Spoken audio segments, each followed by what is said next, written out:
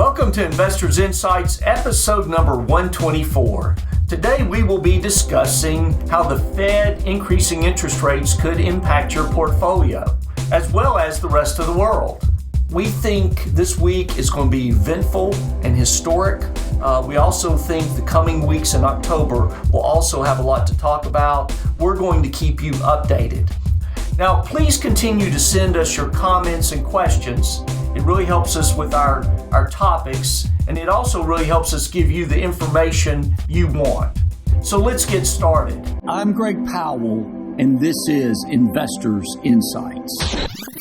You're listening to Investors Insights with President and CEO Greg Powell and the Portfolio Strategy Team at Five Plan Partners. 3, 2. Guys, we got a big week. We do. Oh, yeah. Big week. Yeah. We do. We were talking earlier this morning, since the first of the year, we've been saying interest rates would not go up. Mm-hmm.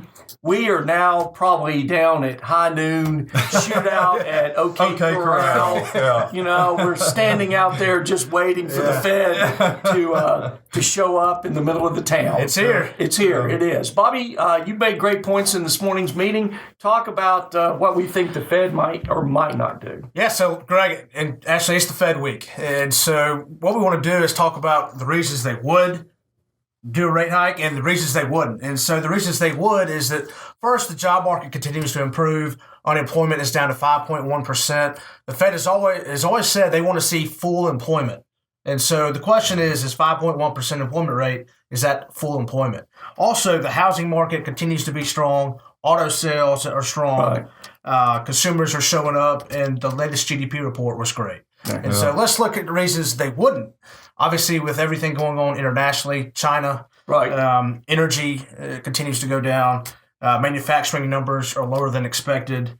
The exports are lower. And then also the IMF chief and also the World Bank head have asked the Fed not to raise rates. And so, there's ammo on both sides of the table, but we still don't believe they will. No, one of the caveats out there is Stanley Fischer. Yeah. Stanley's second in charge at the Fed and was over the Bank of Israel at one time. Now, Ashley, you brought up good points in the meeting because Stanley has a philosophy that, you go ahead and make the decision because you really don't know the results till later, and sometimes it's more painful to wait. It is true because monetary policies like fiscal, you got to phase it in a little bit. Right. It doesn't flip a switch.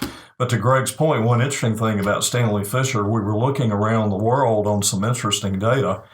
I think we assume we're the only central bank in the world sometimes. Right. The truth of the matter is there are a lot of large central banks around the world. Sure. What we found interesting, and on Stanley Fischer, he was in just a second, but what we found interesting is since 2009, 12 central banks around the world have attempted to raise rates. When Stanley Fischer, to Greg's point, was head of the Bank of Israel, he was the first one to do that in the post-2008 economy.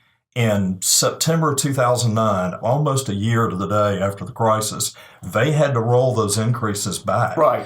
And if you look at other central banks around the world, if you look at kind of the top 12 non-U.S., non-Bank of England, the larger ones are like the European Central Bank, Canada, Australia. So you have that set. Then you've got a smaller set, like we just mentioned, with Bank of Israel, South Korea, Chile.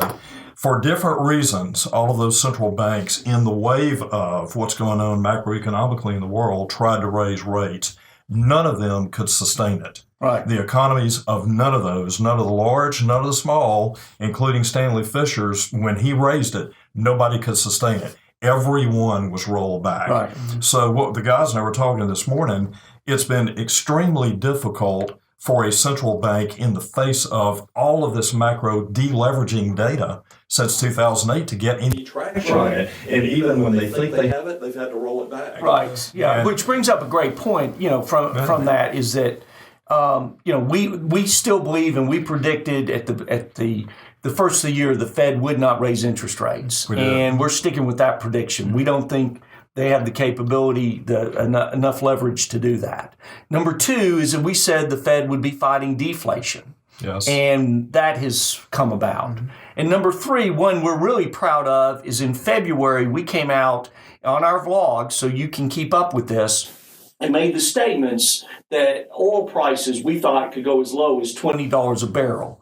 Others now are saying that they're surprised that this could actually occur.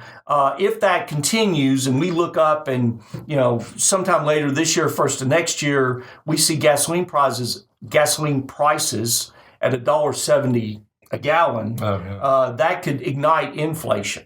But at this point in time, we think that's going to have a huge impact on what's going on. The last thing we need to point out is politics. We said in the last few vlogs that the president and Congress were going to have a nasty political season. Yes. And we still believe that, to the point that you may be looking at Boehner being called up for the vote as to whether or not he can remain Speaker of the House.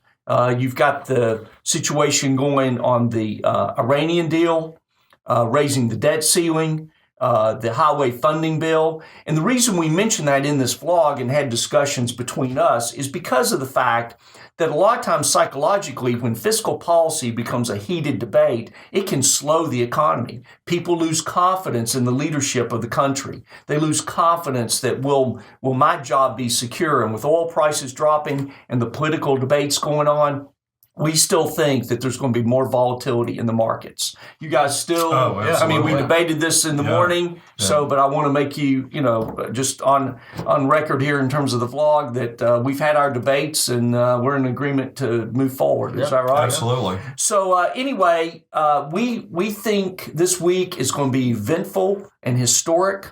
We also think the coming weeks in October will also have a lot to talk about. We're going to keep you updated. And as always, if you don't like what we say, let us know it. If you love what we say, let us know that too. And most importantly, if we can make a difference for your friends, your families, your colleagues, forward this to them and see if we can't make a difference for them too. Thanks for watching.